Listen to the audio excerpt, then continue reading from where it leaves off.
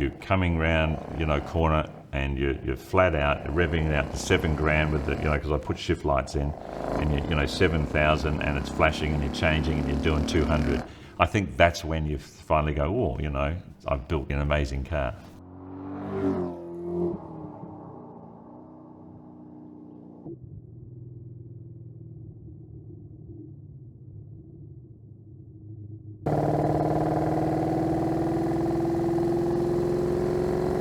I was born in '62, so when I was a kid, I had they called them matchbox cars, when I was a kid. And so I just remember having these little cars. I mean, I think it all starts from back then. Where did you guys get your passion from? You don't know really, do you? I mean, some people have their parents and, dads ride into cars, so they're into cars. But my dad wasn't into cars at all, so I don't know. I'm the only one in my family that is into cars. Don't know where it came from, but I've had it since I was a young kid, just like most people.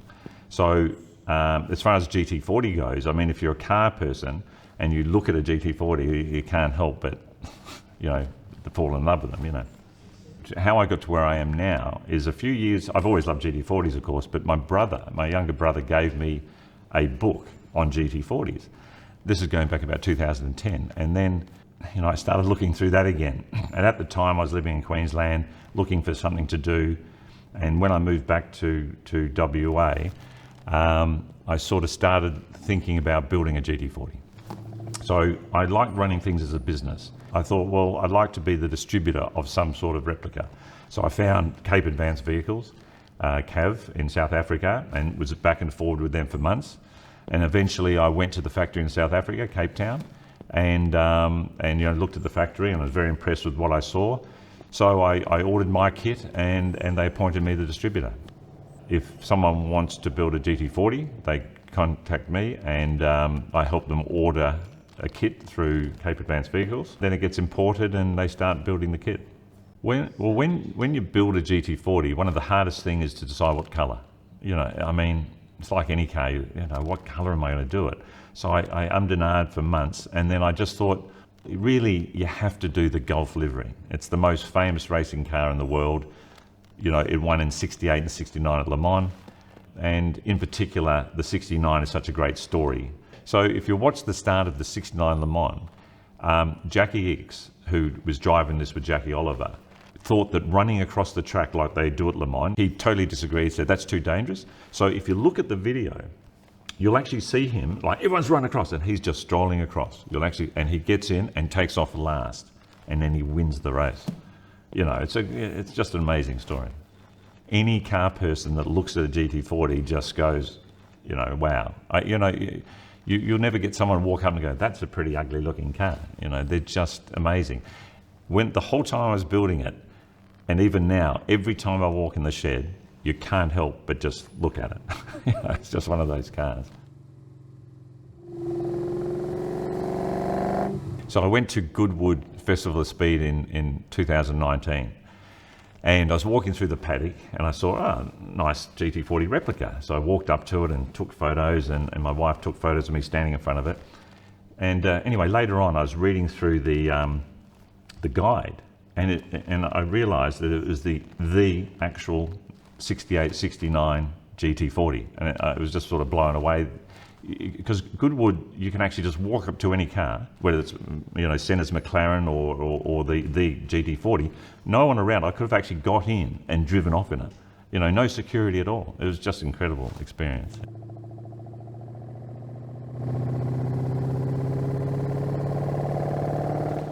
I'd previously built an aircraft over about a 2.5 year period as well. So from 2007 to 2010. And that was probably a bit more difficult and a bit scarier. You're sort of flying along on that first flight, and you're sort of going, geez, I hope I did all those bolts up properly, And I had to manufacture more, like I had to completely do the whole wiring, where this comes with a wiring harness and so on. You're always tweaking. I put a little Anderson plug on today so I could just charge the battery easier. So, you're always just improving here and there and trying to make it as good as you can. But when I built my plane, the distributor I bought that off, he said to me, when you build this plane, I know you just want to get it done and flying, but make sure you do everything you want to it, because you'll look back after it's done and go, oh, you know, I wish I'd done this, I wish I'd done that. So I kept that in mind, and I built that plane I didn't regret anything I didn't do. So I did the same with this. So I kept that in mind, and I added quite a few things, you know, more electrical stuff, you know, alarm systems and, you know, reverse cameras in the mirror, and just all these, you know, lights. I hit a button and it's all lit up under the dash in case I want to work on it. Just these little bits and pieces that are hard to do later. So yes, it takes longer, but when you finish, you end up with a much better product. I can't think of anything that I thought, wow, this is really hard. I think anyone can build these with relatively simple skills, because there's no welding, there's no drilling, nothing like that, no manufacturing. So it's virtually bolt together. So this arrived in February 20. So I started building it then, and I finished it a couple of months ago. So it took about 2.5 years, but I got held up a lot with parts and so on. So it should have only taken it 2 years, really. I actually got this painted by the factory, and there's 3 reasons for that. One, I'm actually a spray painter by trade, but there's 3 reasons. One, that I don't like spray painting, it's a really bad job. Don't have the facilities, and I wanted people to see the type of job you get from the factory. So it arrives bolted to the chassis, which by the way is a complete stainless steel monocoque chassis, only one in the world, only replica in the world that has a stainless steel chassis. And then all the other bits and pieces in boxes are in the front of the container. So what they do is they bolt the whole thing to a couple of slides and they fork it in. So when it rolls up here, you open it up and there it is, you just forklift it out, and then you virtually start bolting the whole thing together. And you get everything with it. You get all the seats and the upholstery, all the wiring harness, the complete air conditioning system. The only thing you don't get, and it's really the regulations here, is you don't get an engine, gearbox or wheels. The way it comes into the country is what's called an incomplete vehicle, and you cannot have those components in the container, otherwise they'll call it a car, and they won't allow you to import it.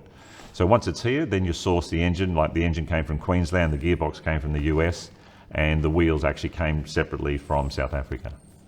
Okay, so the first thing you actually do is you unbolt the front and the rear and the doors. So then you've just really got the roof section and the chassis, and it's completely bare. So then you just start building it. And the first thing you tend to do is put fuel tanks in, that sort of thing. A lot of the front wiring, radiator and so on.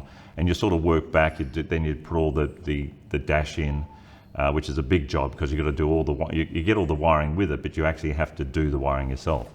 And once all that's in, then it's time for the engine to go in. So it's sort of a process, and there's a very good instruction manual with a lot of photos as well. What I say to people, just imagine stripping down your own car completely. Completely strip it down and then bolt it back together. That's sort of pretty well what it's like. Yeah, so the engine is what they call a Gen 2 Coyote engine out of the Mustang. And I got it built by Inno V8 in Queensland, and he's the guy that builds all the engines for the S5000 racing category. He developed the 8-stack intake, and it runs a Motec ECU. The reason I went for the 8-stack is because of the look. And I think, okay, this is my demo car. So when people look at it, they don't want just to see the standard Coyote manifold, because it's pretty boring. On the engine stand in his workshop, it ran 512 horsepower.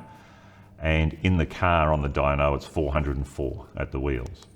So it's completely stock standard except for the intake and the Motec. The gearbox is an Audi, out of an Audi, and it's called an 01E. And it comes out of a front-wheel drive Audi that didn't come to Australia. So that's why they're always imported. And I don't know what model that is. And it's a 6-speed as well. You can get 5 speeds and 6-speed, but I chose a 6-speed. Now that I've got it licensed, I've always been into motor racing, so I've done a couple of events. I've taken up to the Wanneroo racetrack recently and just done some tuning day laps. And a couple of weekends ago, there was the Joondalup Festival of Motoring, the first one they've had. And that's sort of a sprint type event where it's just timed. And that was around the streets of Joondalup. And that was a lot of fun, although I took it fairly easy because they had some big curbs there. And you don't want to hit curbs in any car really. And some people did a lot of damage. So yeah, I tend to do a lot of events like that. I go to lots of Cars and Coffee. Obviously it gets a lot of attention. I tend to sort of leave the car there and sort of walk away. Otherwise, I just get stuck with people asking me, you know, all sorts of questions, which I don't mind doing, but not constantly for like an hour, you know. Most people sort of tend to know it's a replica, of course. There are some original ones around, the racing ones, plus, I don't know if you know this, they built about 100 for the road. So there's quite a few of those left as well. I read an article recently that the one I saw at Goodwood is valued between 25 and 35 million US. That's its current value. So I sort of say I'd like to own that, you know, but no, it's not. It's a replica.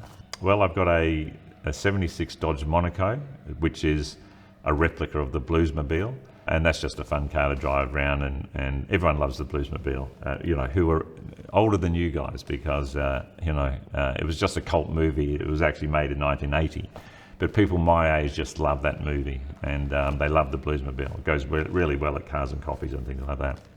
And then I've actually got a Stinger, Kia Stinger as well. They're a nice car. They go extremely well, you know, V6 twin turbo. I've got a 96 R33 Skyline, and that's pretty modified. It's got about 350 horsepower at the rear wheels, but I had an engine fire and it's all burnt at the moment. So after I've completely finished this, which is I'm almost there, I'm going to build the Skyline for Targa West. Yeah, the shed we're sitting in, I imported it from China. It's 360 square metres with a 90 square metre mezzanine. And myself and my friend, we built the whole shed ourselves. The only thing we didn't do is put the roof sheets on, because that's a pretty dangerous sort of job. You know, it's got double glazed windows and 50mm EPS wall panels. It's a pretty nice shed. And you know, I painted the floor, but you have to paint your floor, because if you spill anything, it's easy to clean up and so on. You know, I've got the hoist, of course. You know, when I was younger, it was all on axle stands and undercars and things. So once you get a hoist, it makes life a lot easier. I think the secret is just to have a go. A lot of people are too scared to have a go. You know how you're talking, what you guys are doing, and you've actually taken what's called that leap of faith, and right, we're going to do this and have a go. And the reality is, if you work hard, you will succeed. It's the people that don't work hard. You know, honestly, the harder you work, the more successful you'll be. And that's the difference between people who are successful and people who aren't. They just don't work hard enough. That's the actual reality. You know, it depends what you want in life. You know, it's you know, I'm 60 now, and a friend of mine, who again I've known him since I was 9, just died of a heart attack. Bang, dead. You know, and it was a real shock, because, you know, when people have cancer and that sort of thing, you've got time to say goodbye, you know, and I hadn't sort of seen him for a while, and it hit me pretty hard. So it just reminds you to get shit done in life. You know, as we discussed before, a lot of people do these things and put it in the garage and never drive it. It just doesn't make sense. You know, if you're a real car guy, you go out there and you drive it, and you drive it hard. You know, I'm not going to go out there and, you know, punt around in it. I'm going to, you know, have some fun in it. You've got to live life to the full, you know. Actually,